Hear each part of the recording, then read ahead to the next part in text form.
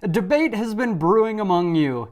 Is the 7 mag better, or is the 30-06 better? 7 Rim Mag has won Cartridge Wars voted by you guys in the series that we have done, but the number one comment I've seen since then is people who are salty that the 30-06 did not win. Today, we end the debate once and for all. Today's video is brought to you by the lovely decor in my office. Skull Bliss has some great sales going on that I'll tell you about later.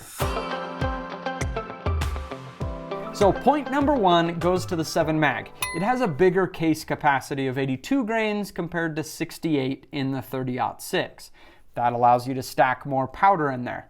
Now, when you look at the two cartridges, you say, how does it have more capacity? Because it's almost an identical cartridge length. However, the 7 mag is just a fatter case. The parent case of the 7 mag is the 375 H&H. It's just a fatter column of powder. But even though the 7 mag can put more powder in there, the 30-06 can shoot heavier bullets. That's really the cool thing about the 30-06 is you can load this with such a wide variety of bullets.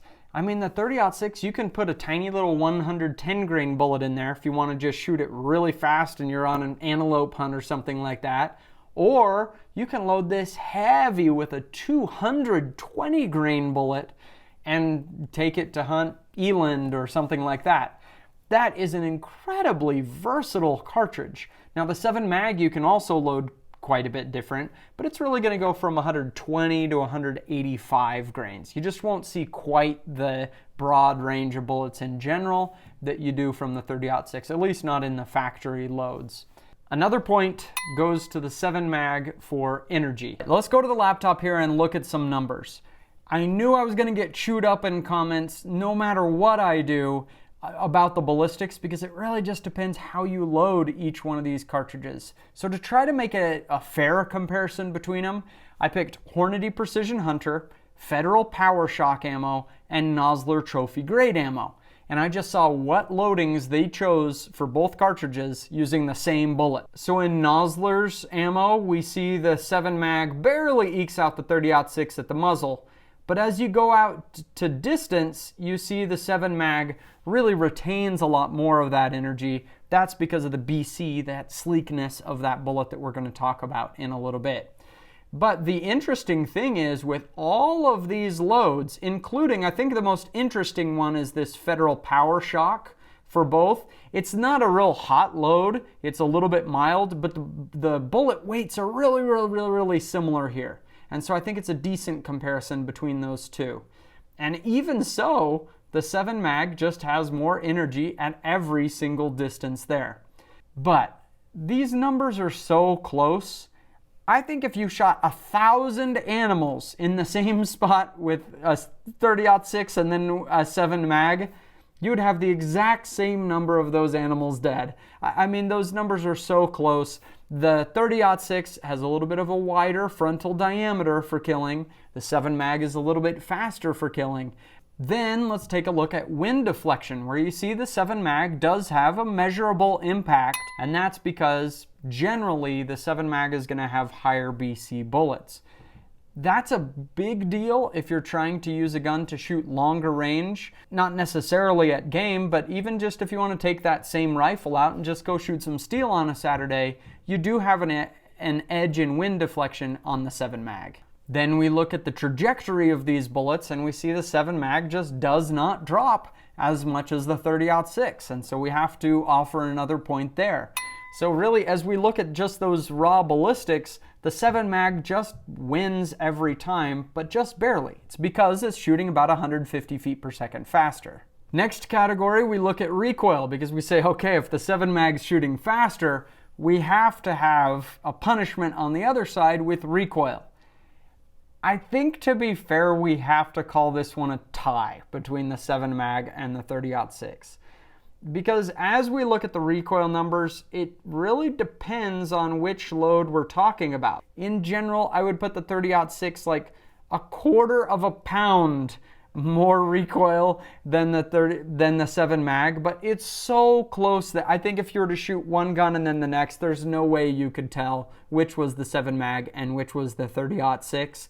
And so for that reason, I'm going to call recoil a tie. Today's video is brought to you by Skull Bliss. Skull Bliss offers really cool home decor carved from actual animal skulls that are ethically sourced.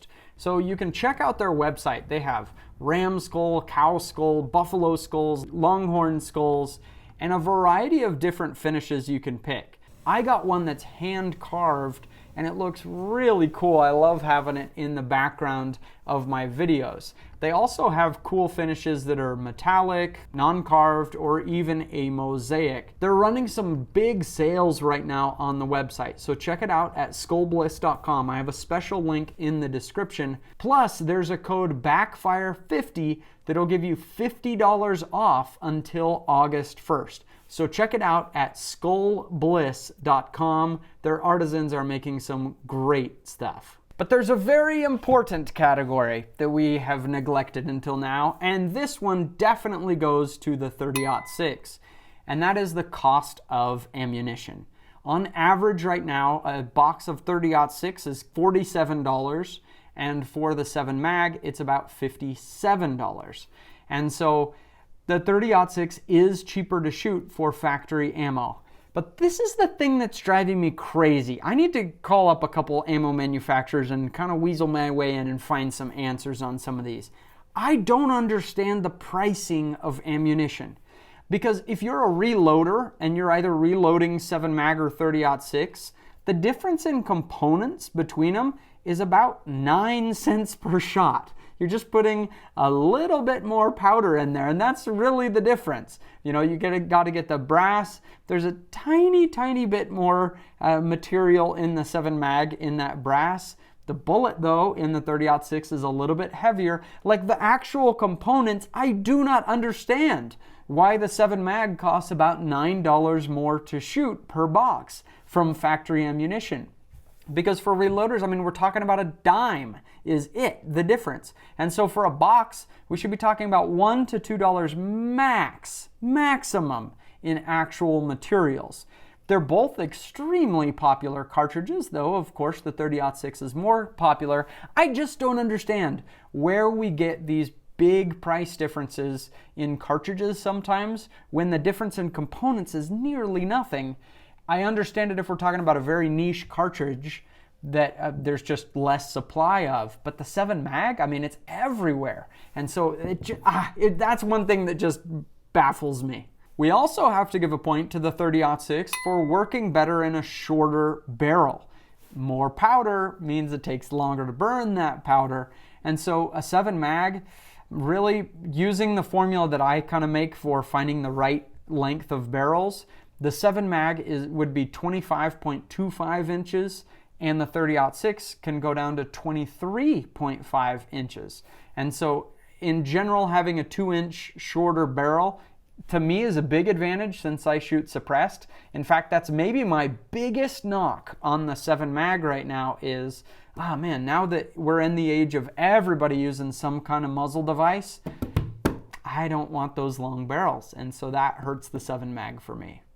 We also have to give a point on reloading to the 30-06.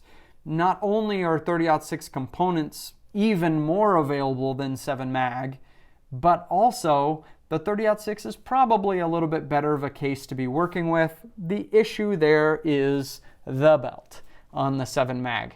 Now, I've shot a ton of 7 mag. I haven't done a lot of reloading with 7 mag though. I've done some, but not a lot. But the thing that I hear complaints from in reloaders is that belt there causing little bits of bulging in the case since it's not totally uniform on the sidewall. Some people tell me it's not a big deal at all. Other people who reloaded a lot say, it does cause issues, and you kind of, some people are using kind of specialty dies to kind of hold that head in there as they're pressing it. There are just some extra little steps you got to do with the 7 mag. And so I think everybody would probably agree the 30-06 is a little bit better of a case to be reloading, but I don't know how big of a deal it really is. So now we ended with an equal number of points. I gained a new appreciation for the 30-06 as I really spent this week diving into the history and all the nitty-gritty details about it. But I think for me, I probably still give a tiny edge to the 7 mag just because I feel like that 284 diameter, just the BCs of the bullets you can get, to me it's a big advantage. I love all the ballistic advantages of a little bit flatter trajectory, less wind drift, all those kind of things. Because every gun I shoot, yes, I'm going to take it out and hunt with it, but I'm also just going to go out and just shoot steel and just enjoy shooting it out in the desert. And so for me, that's a big advantage. What is it for you? Which do you prefer, 30-06 or 7 mag?